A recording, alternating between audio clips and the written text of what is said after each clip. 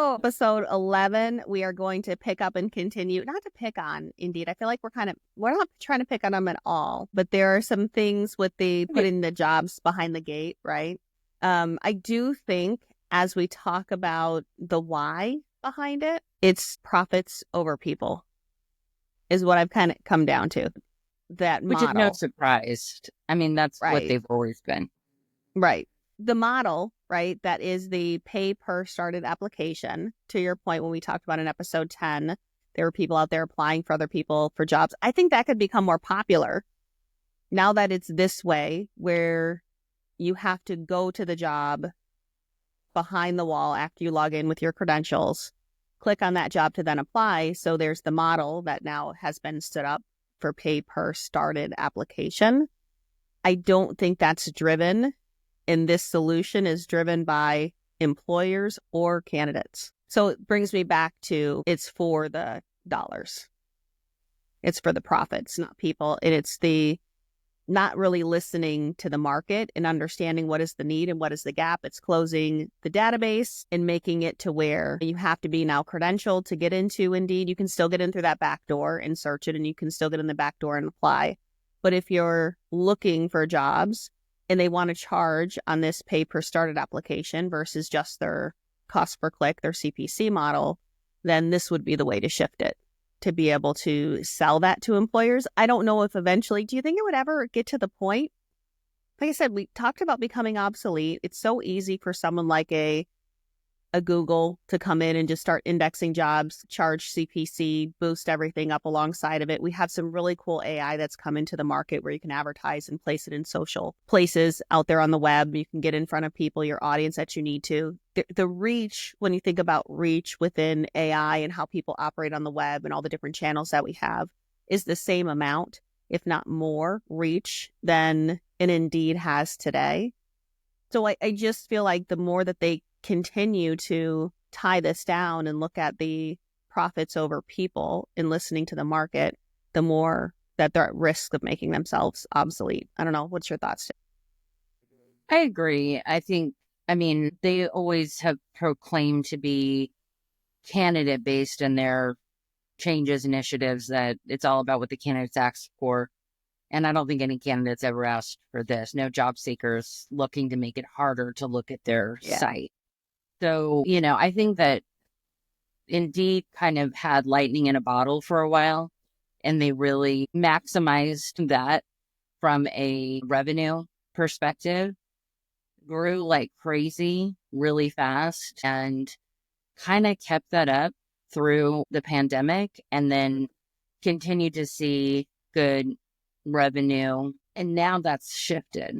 I think there's less trust of it in younger people. They're not necessarily using the site. I think employers have gotten tired of just having to pay more all the time. There's constant changes to the platform, constant enhancements that may or may not actually benefit the hiring company or the candidate. Yeah. So they've been very, everybody's just sort of exhausted by it. It's been my experience, at least, and the feedback I've had from other people that I've talked to. And it's really frustrating, because you're like, okay, you guys are the biggest ones out there. You eliminated, 90% of your competition, and yet you're still trying to bleed everybody dry. And we've been the benefactors of, being taken out to nice dinners, go to concerts, do things that Indeed has taken us to. But, at the same time, I'm always like, if we could just get cheaper products, like if you could just make this easier for us instead of so complicated, that would actually be better. Because when you're in that situation, you can't help but think like, we're paying for all this.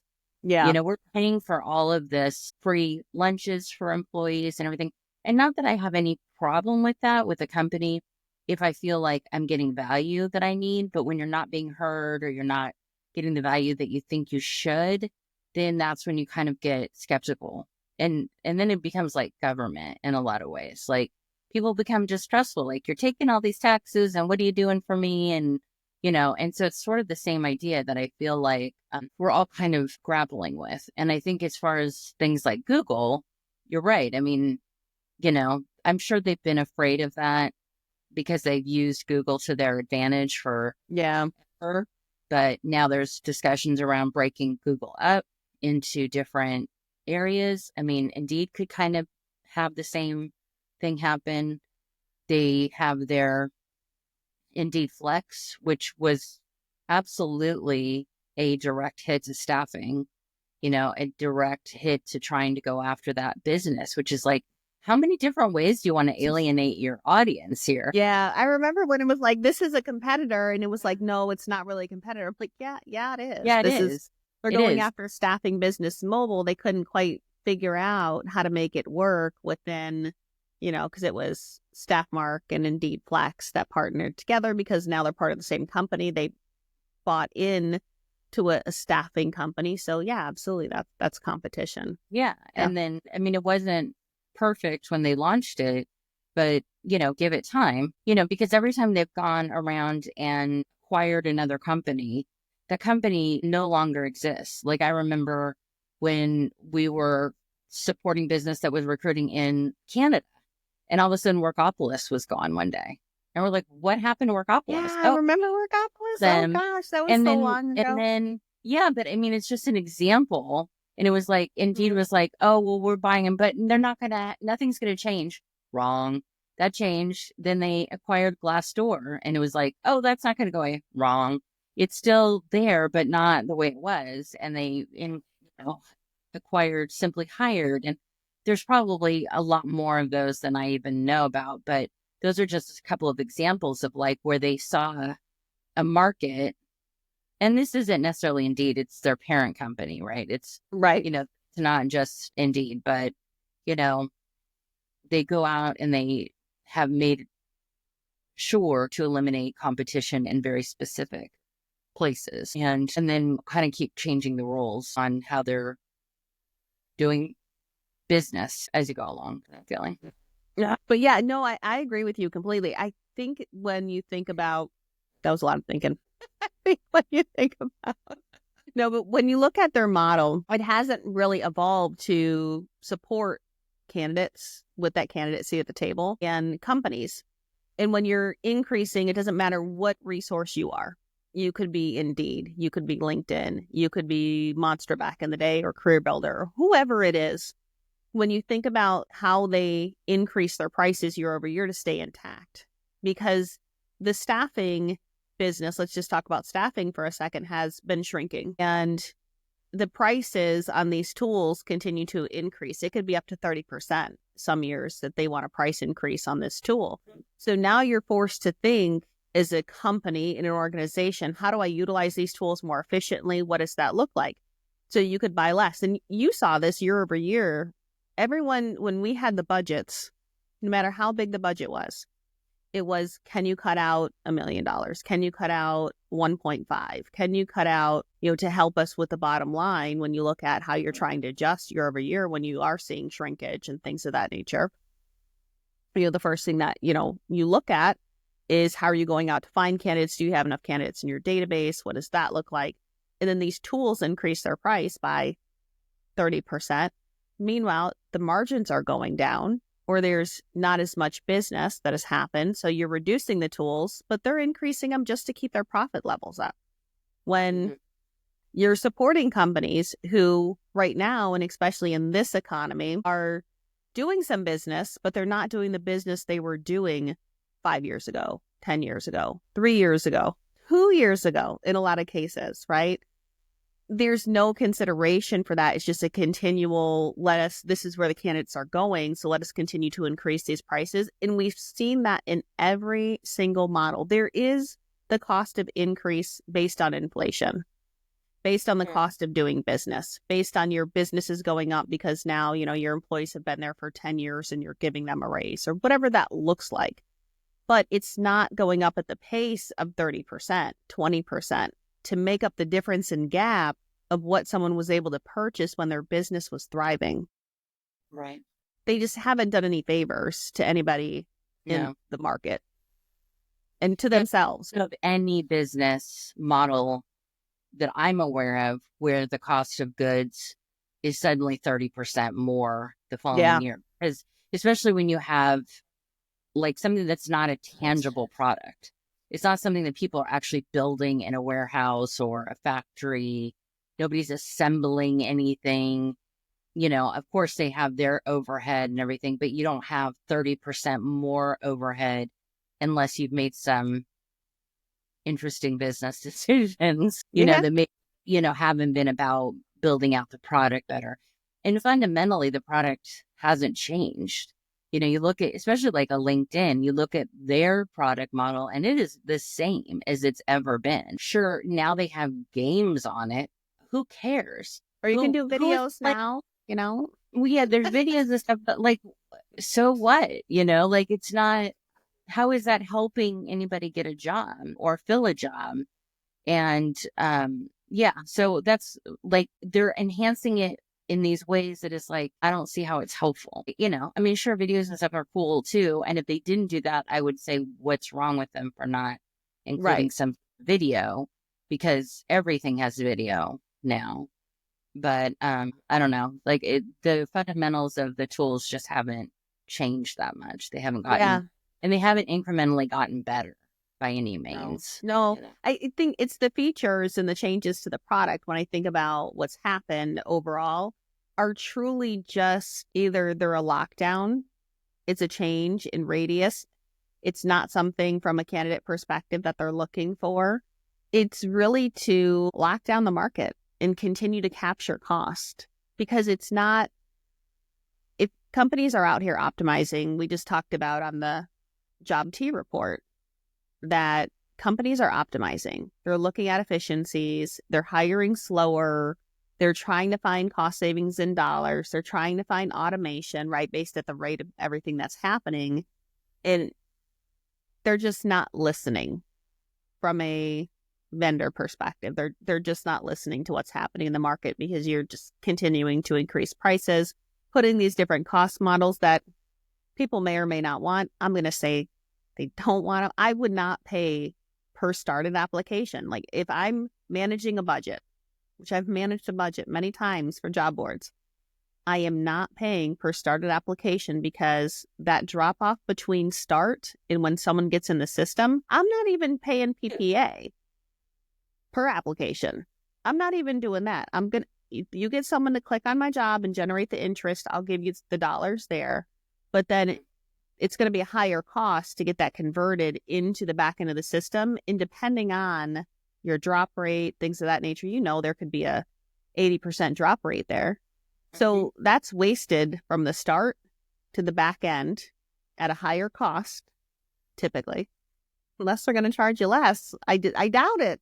I mean, if they are, you let us know. But it's going to be a higher cost to say, well, someone was interested, they clicked apply. But then you can still have the people who are going in and applying for other people. So you can have still the mass amounts of people that are applying for jobs apply for jobs. They just create credentials for the person and log in. And, to your point, they can go and they can apply for 100 different jobs. And now I just paid you $30 to go, and every company is paid, which is fine because I am a real person and put it in there. But you're still going to get bots. You're still going to get stuff in the system that's junk to take up people's advertising because people know how the system works. And sometimes they just do that stuff because they're bored. I don't know why they do it, but someone's money. Sure. Yeah, it's just, I mean, and the salespeople at Indeed are just given their marching orders.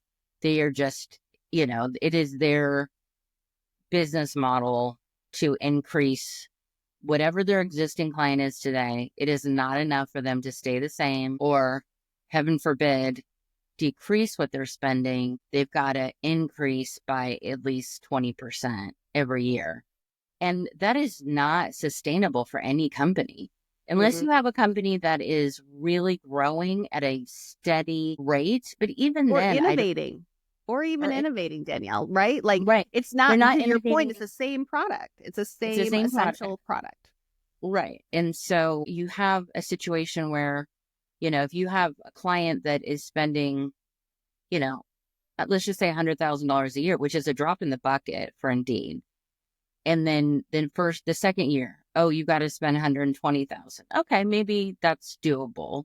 for some different things. But then the next year they're going to have to pay then what, like it's 144,000 or whatever. Like if they want to keep going up so that, and that's nothing really. That's a small, medium business. I mean, when I was looking at the website the other day, trying to figure out, what they're charging today for an Indeed search license, which I think is around $3,500 a year, you can't even get to that because they're trying to tell you how you can post a job and what is the budget. And the budget's like, it has to be a minimum of $5 per job, which I remember hearing last year was like $25 per job, but that may have been because it was a corporate thing. But $5 per job per day is the minimum that you'd have to spend for a job. And it's like, okay, that's not horrible, but are you going to actually be able to fill your job in 10 days? Or are you going to be forced into a full 30 days, which is $150? If you're a small company, that's a lot to spend, and especially if you have like 3 open jobs and you've got to post all 3 of them or whatever. It's just, I feel like it's an antiquated model now that we just need something else. We need something better to help us fill these jobs. And I don't think that's the way to do it anymore. Yeah. And it's sad because I was such a fan of the Indeed platform. Oh, yeah. When it came onto the scene, I'm like, this is so smart. This is one of the best platforms. The licenses were fairly inexpensive. Being able to do what you needed to do to get your lift on the board was pretty easy. We operated as the agency kind of model because we were in staffing and things like that in RPO. And then they shifted. They completely try to change the game.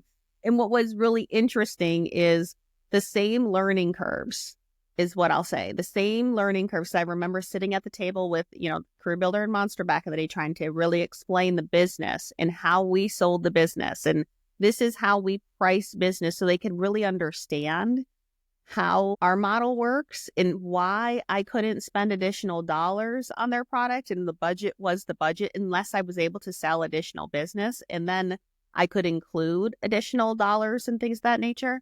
But it would land flat. And I feel like that's kind of the same thing that happens with every technology company that has a really great product. They start out with this great product and they stop listening and they stop evolving it in the ways that their customers and if they're serving candidates or candidates would want to operate in that tool, in that system. They don't have the conversations that need to be had to continue with that innovation. Like if I think about back in the day, we mentioned before when it was Wanted Analytics and now it's Talent Neuron, but we were at the table with them all the time saying, this is what, because we used it back at Elmer, way back at Elmer. And it was a new product on the market. And we would go and we would search something and they would try to tell us it was easy. The technicians were the bane of my existence at Talent Neuron. Wanted to expect. And I was like, no, it's not this easy to fill. If I go and put this in front of my customer and I show them to say, based on how you're calculating this is an easy to fill job, I'm going to be in a world of crap because it's not that easy. So How do you get your data to actually reflect what's happening in the market and things like that? And they wanted to know, like, they were like, okay, so this is, hard to fill. What does that look like?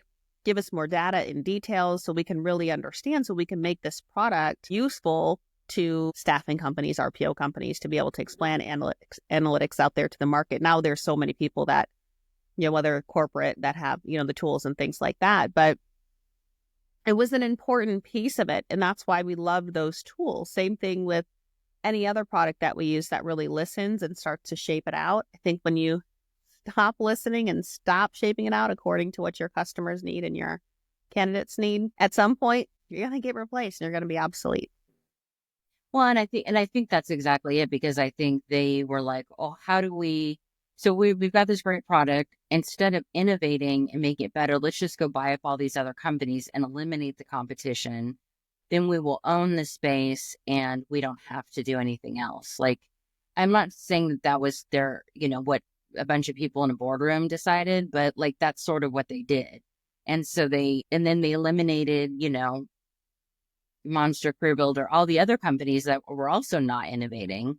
They didn't look at that and go, hey, maybe we should do something different. Maybe we should make this a better product. Let's keep innovating. No, they just eliminated their competition. They reaped the rewards of that and kind of figured out that, oh, well, we're the ones to beat now.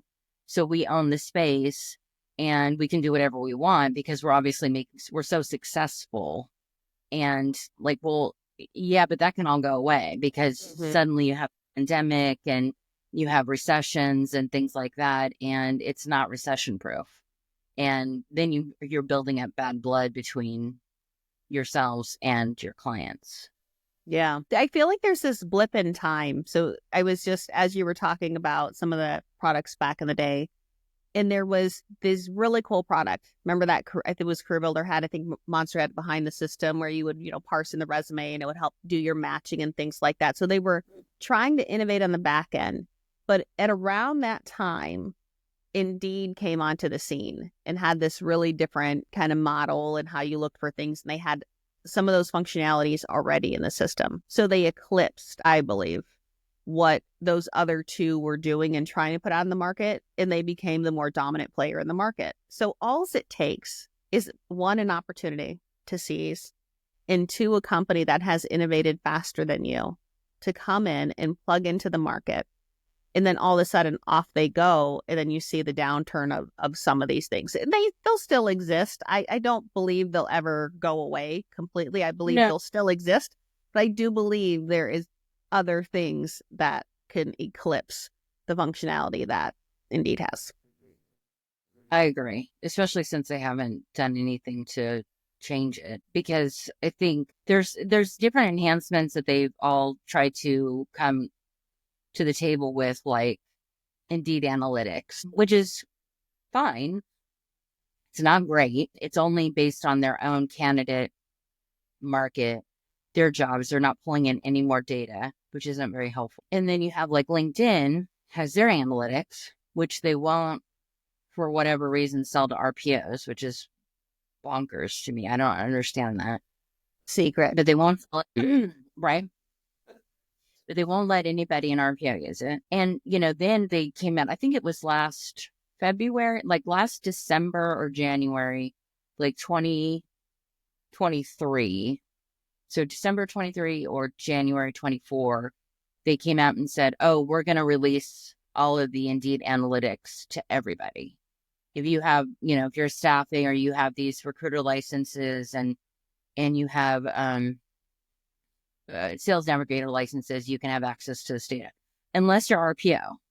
Even if you're an RPO part of a staffing company, your people, makes no sense. But anyway, they made this part of their model that you can now, instead of having to pay for it, it was just included. And I remember talking to some folks that I was working with at the time, and I said, well, that tells you one of two things. One, it's either the analytics are not valuable and they've realized it and they can't get away with adding, selling it for the cost that they were trying to sell it for, because it was very expensive. So either that or, so it's too expensive for what it is. And people have come back and said, you sold me this and I don't like it and I'm not going to purchase it again, or I want my money back, whatever. Or they're going to include this now temporarily, like, hey, and then next year we're going to increase it, the cost of these licenses exponentially, under the pretense that it's now including all of this data that we now gave you for a year for free. And then now you're going to pay for it, right? Because your license price is now going to be so much higher. It's just like you're welcome. Here's the data. Right. Oh, you want a favor? That? Well, it's like a taste great. Costco. They do that so that you can, that you'll buy it, right? Oh, you don't think you'd like this? Oh, let me have you take it. Look how nice we are giving you things. Right. And I actually believe that the reason why they gave it away was because it wasn't very valuable. All the feedback that I got from people who were using it was like, I can't believe they were actually charging for this. So anyway, but my point there is just that that's how theoretically these companies are innovating, is trying to sell you information that they already have or showing it as a value add. And that's fine. Make it part of the tool, fine. But don't try to tell me that you're giving me something that's worth more than it is. Yeah, yeah, I agree. I mean, because there's so many cool things out there. When I think about having, if you can get data in a one-stop shop, right? I mean, that's the ideal thing. You don't want to have to go into several different systems. Like there's the system that we have. It has the talent neuron analytics, some of the MZ type format within there, which is Lightcast now. I can't get away from calling them MZ. I just like that better. I know. I Well, just these are like it better. like has the Modeling longer scientific, what was it? information Economic or modeling scientific information or something like that. something It like seems that. sound more sense than Index. Lightcast. I think the last Lightcast, one is index. But yeah, like, what index. Lightcast doesn't even mean anything. Like, what does that mean? Yeah, so I'm just gonna call it MZ. I wonder if it still redirects you to this day. Someone's like EMSI, pop it in. I think it does actually. Yeah, I'm sure it does redirect because so many people are used to it. But when you think about that in those types of tools and having it in one place and along with your analytics and data that's happening within your systems, like if you think about an aggregate of data, that becomes really powerful and important within there. But if you are this standalone, I'll just call Indeed a job board, because that's really what it is. It's a job board, and you're providing analytics. It has to be something super cool and super slick that you can't get anywhere else, because you Right. can, like, if I think about the instances, how we set up Power BI and what Power BI looks like, I always wished, and so I have it today, really excited that it's in there today. It has talent neuron and all that kind of thing from a data perspective. But when we had our jobs that we were filling and our cycle times alongside of it, and then you have your market data to say, this is what your typical measurement is in your market or how long it takes to fill. Now, that's some cool stuff because you're pulling in your information, how you're actually filling as an organization. That's powerful. And then you're also pulling in some of the market data and analytics, and now you're comparing it and you're setting some benchmarks. That's a whole nother game than just having something separate that sits in a job board like Indeed, I feel like. Mm-hmm. So Great. I never really used, I'm a big analytics person, and I never, thought it was cool enough to be like, oh, this is going to be my one-stop shop tool. I still gravitated towards MC Lightcast or Talent Neuron. Right. You mean with like LinkedIn or Indeed? Yeah. I think they're helpful. I mean, they're nice to have. It's a quick way to run a search on something, especially if you're just wanting to compare like what salary, like if you're going to post a job, what a quick salary, like kind of what the current market, whatever. But yeah, I wouldn't lean on that as my primary source of data. Like especially staffing companies and things, they need to have access to that type of data in order to have credibility with their clients. Yeah, I completely agree. And the reports that you get direct, when you ask for a report and say, can you give me this data, right? I need data on being able to fill these jobs, and what does the market look like, and how many candidates do you have in your database, and how is your database growing? And those that are specific to that site are so important to the story. So I feel like that's where those analytics add some value. And then same thing, with LinkedIn, what does the total population look like when you look across, your LinkedIn data set? How many people do you have within this? What are people looking for? How are they shifting to and from jobs? What are the skills that are within that? Like that is where their reporting is powerful from an analytics perspective. So I think each one has kind of their own thing, but to say it should be part of what you receive because you are a customer of that product. It shouldn't be something exactly secret and special. You should be helping me because I'm using your tools. Yeah, the sell is a separate feature or an add-on feature or something. Yeah, I feel like when we talked about the RPO models and saying, no, you couldn't have access to this back in the day, or you could only have these specific things because you're operating on behalf of an organization. I know some of our listeners might not know what an RPO is. It's a recruitment process outsourcing. So it's when you take a function, we take the talent acquisition function and run it for that organization. But within that function, you act like, feel like, you talk like that talent acquisition organization. You would never know it's an RPO company running that talent acquisition behind the scenes. So you need that data. I mean, yes, you're buying your own license as an RPO. You're typically not using the company contract unless it's in place and you come over and they have enough licenses for you to use. But you should also be able to be an expert in position as an expert and give that information back. So I also feel like they try to bastardized the model a little bit because of how Yeah. RPO consults, and that's not cool, is what I'll say. No, and I mean, That's not cool. that when we first started running across that was when there was a very big disconnect between the salespeople supporting staffing and RPO and then the ones that are doing corporate. Because if you have a corporate client and they suddenly outsource their business, and then you've got, like, it was created mass confusion if you had a company that had licenses for their internal hiring team and then the RPO came in to do like the mass hiring that they would do and the contracts just had to be together. Anyway, they split that up so that they didn't happen anymore, but they never stopped with the analytics as part of the RPO and that they wouldn't sell it. Because even at my last company, they opened it up so that we could have the analytics, but nobody who was part of RPO could use it. And so, and LinkedIn is very mindful of who's using their tool, and they do a lot of auditing. And they hadn't done it for a couple of years because of the pandemic, and they let some of their auditing team go. And then all of a sudden they were like, oh, wait a minute, we're going to bring that back. And then they started really, auditing who was using what and how, and did the emails match and this, that, and the other thing. And again, oh no, RPO people can't use it. So they have a different email configuration, or they have RPO as part of their profile description and their name and their title and what part of the business they work for, then they were flagged and you were in breach of contract if you let that go. Yeah, it's crazy. One of the other things regardless of your spend, who cares? You can't have it. We said, no, fine. We don't want it anyway. So just kidding. We do want it. If it's there, we want it. Dang it. Well, and it's like one of those things where if your client has gone to an RPO, you're not going to be selling this to them, right? No, like you're going to be if they're part of the information that you give them. Right.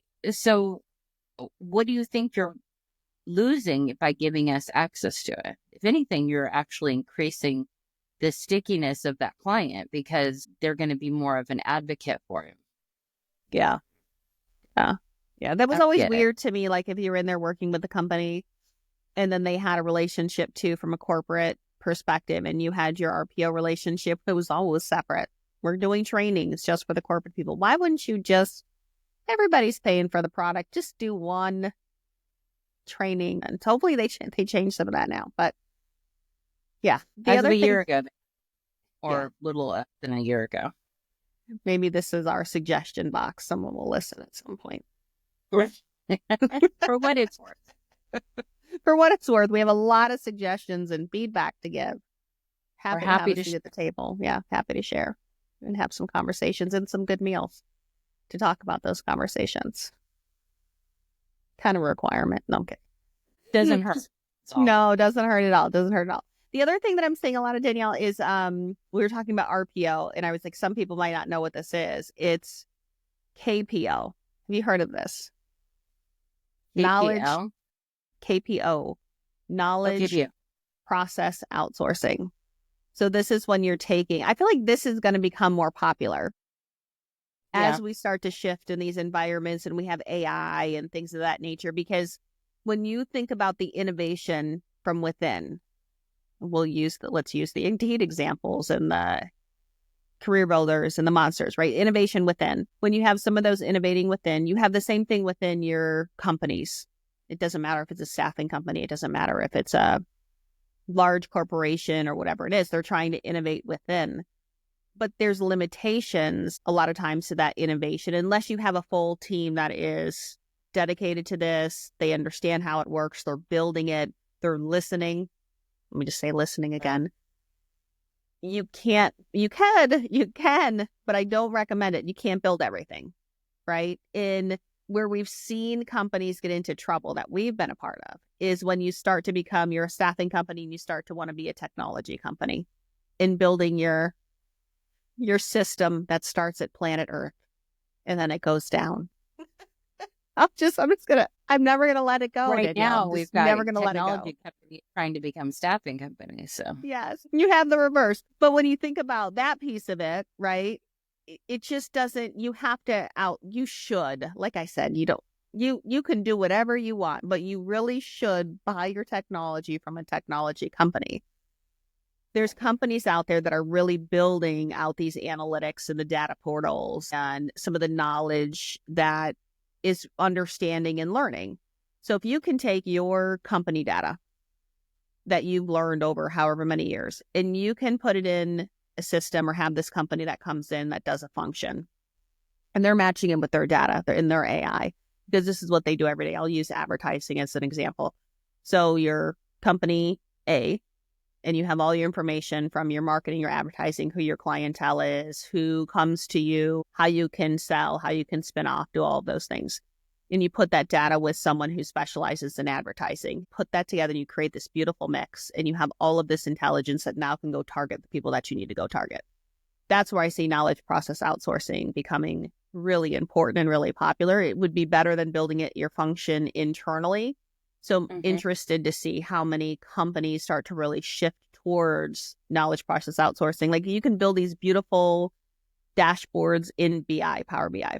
Do you want to go and have someone, hire someone to build that for your company, and then it's become out of date, and then you're not going to be able to add and all those things? Or do you want to have a knowledge process outsourcing company come in? They help build that for you. They keep it up to date. They run it. They're mapping in other data with it. So I can see this applying in so many areas as we get more and more into AI technology, learning behaviors, and all that function. But I just thought it was pretty cool. It came up. I don't know what I was looking at. I don't know why I was looking at it, but I saw it and I was like, oh yeah, this makes total sense that this is now a thing. right. I mean, I can totally see that actually. I think it would be a really great idea because to your point, I mean, I remember when we were building Power BI, before, and the person who was sort of helming that product, I would talk to regularly and I was like, this is never going to be done, right? Like this is always going to have to be enhanced. Yeah. Things are always, and I thought his head was going to explode. He's like, what do you mean it's never going to be done? Like we're going to finish this year or whatever. And I was like, no, because the data is always going to change and the needs of the business are going to change. And there's going to become new tools online that we're going to want to capture or whatever. Like it's always going to have to be remodeled to some degree, This is not like remodeling your kitchen and you keep it like that for 10 years. You're going to need some constant maintenance on that, Yes. So no, I think that's a great idea. If you could outsource that need to a company that had an existing process that they could implement fairly, cost effectively and then maintain and train and all of that, I think that would be a huge benefit too, especially a larger company that has a lot of data to manage, for sure. Yeah, knowledge process outsourcing. When I think about some of the companies and what they do today, it'd be so much easier for them to explain themselves in that manner. I was like, oh, I can think of some good examples of who that knowledge process outsourcing is, or the KPO. It's like, yet another acronym that we have in there. But as you marry your data, and if you're going to stay up to date, so we talk about sustainable innovation, disruptive innovation.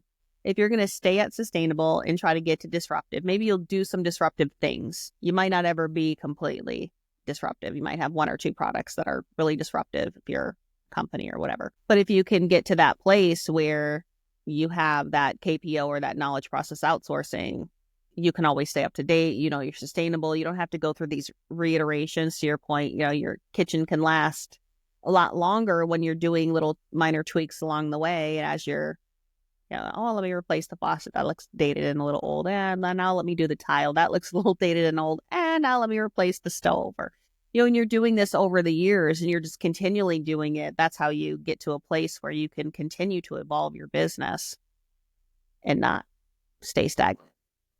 Yeah, because I think companies invest a lot of money in certain things and then they kind of have to make do, right? Yeah. Like putting in a new ATS and then they customize the hell out of it and they've invested all this money, and then a few years down the line, when it's not really the right thing for their business anymore for whatever reason, and then you're like, oh, now we've got to go back and talk to the board about getting another how many millions of dollars because we need to now switch to a different system or whatever the case may be. And that's just very hard to swallow. So having something where you could outsource it and then just kind of have a set amount that you pay every year, for instance, and, maybe you have a 1 year to try it out and then you do a 3-year contract or whatever.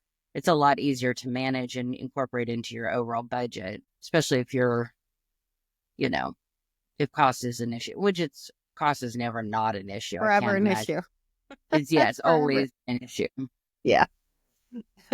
It always is. And if you have something like a technology like it, because I know when you put in place systems, right, you think about the large ATSs out there, the Workdays, for staffing, a lot around Bullhorn, or there's a new technology that someone's going to that they are really impressed with. And they're like, they actually understand the recruiter workflow and are solving for that, right? That's what they were like. This is the coolest technology that we've seen in a really long time that really understands this recruiting process and workflow. And the roadmap for another company was not getting to where they needed to get to. So they saw the opportunity in this one. That was a continual innovation company that would be bringing them along for the ride, the journey. That's going to be, I believe, where it's more important. And if you have some sort of, just from a technology innovation roadmap, how you're always evolving, and then you look at from a business perspective to say, this is what I want to knowledge process outsource. These are my business processes that I want to outsource. This is what I keep in house. You'll have a better time, or a better ability to be able to evolve your business overall. So I thought that was pretty cool. I was like, I need to look more into this to see where it's really going to impact overall, because that's going to be a skill set all on its own. Yeah. Do you want to stop there? Sure. Yeah, we can. This has been brought to you by socialjobs.com. Be sure to check out their site. There's a link to their website in the show notes, and you can buy us a coffee. There's a link to do that. And be sure to like, subscribe, share, comment. All of those things help us to build up more of a presence, get our episodes into the algorithm. Yep. They're on all your favorite listening portals and channels. Be sure to support us, like Danielle said, by follow, like, share, and until next time. Bye. Bye.